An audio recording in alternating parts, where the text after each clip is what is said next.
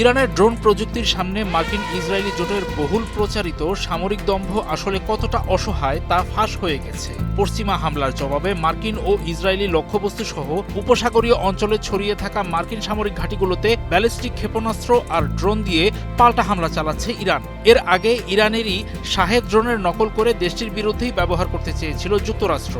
কাজ হয়নি বোঝা যাচ্ছে। এখন ইউক্রেনের মতো দেশের কাছে ড্রোন প্রযুক্তির জন্য হাত পেতেছে তারা।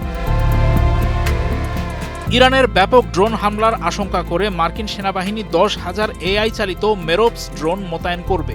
এই ড্রোনগুলো নাকি ইউক্রেনে রাশিয়ার ব্যবহার করা ইরানি ড্রোন ঠেকাতে খুব কার্যকর বলে জানা গেছে। 28 ফেব্রুয়ারি রমজান যুদ্ধ শুরু হওয়ার 5 দিন পরই এই ড্রোনগুলো মধ্যপ্রাচ্যে পাঠানো হয়। ইউক্রেন যুদ্ধের শুরুতেই দেখা গেছে কম খরচের ইরানি ড্রোন ঠেকাতে মার্কিন প্যাট্রিয়টের মতো দামি ভূমি থেকে ছোড়ার ক্ষেপণাস্ত্র ব্যবহার করে বিপুল পরিমাণ খরচের মুখে পড়তে হয়েছে পশ্চিমা শিবিরকে। প্যাট্রিয়ট ক্ষেপণাস্ত্রের প্রতি ইউনিটের খরচ $3 মিলিয়ন বেশি।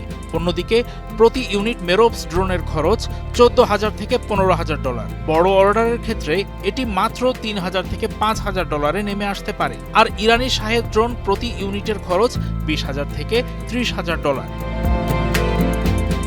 মূলত টাকা বাঁচাতেই সস্তা ড্রোনের দিকে ঝুঁকতে হলো মার্কিন ইসরায়েলি জোটকে। এবার তারা ইরানি ড্রোনের ঝাঁক মোকাবেলায় কম দামি ড্রোনের ঝাঁক ব্যবহার করতে চাইছে। কিন্তু ইরানের শাহেদ ড্রোনের পরিমাণ হাজার হাজার, মাত্র 10,000 মেরোপস এখানে যথেষ্ট কিনা তা নিয়ে প্রশ্ন তোলা যায়। ইউক্রেন কত ড্রোন সরবরাহ করতে পারবে তা সামনের দিনগুলোতে দেখা যাবে।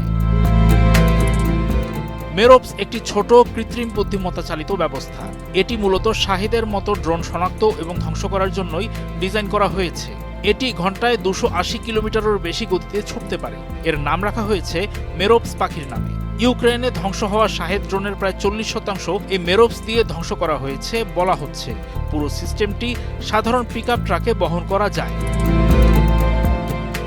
জিপিএস বা ইলেকট্রনিক জ্যামিং দিয়ে মেরোপস ড্রোন থামানো কঠিন, কারণ এটি মেশিন ভিশন ব্যবহার করে স্বয়ংক্রিয়ভাবে লক্ষ্যবস্তু শনাক্ত করে আঘাত হানে।